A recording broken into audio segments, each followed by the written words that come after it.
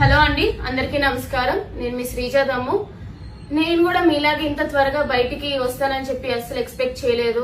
ఇంకా ఆ ఫేజ్ నుంచి అయితే కంప్లీట్ గా బయటికి రాలేదు. నేను కూడా బ్లాంక్ లోనే ఉన్నాను. బట్ నా కోసం చాలా మంది సపోర్ట్ చేశారు.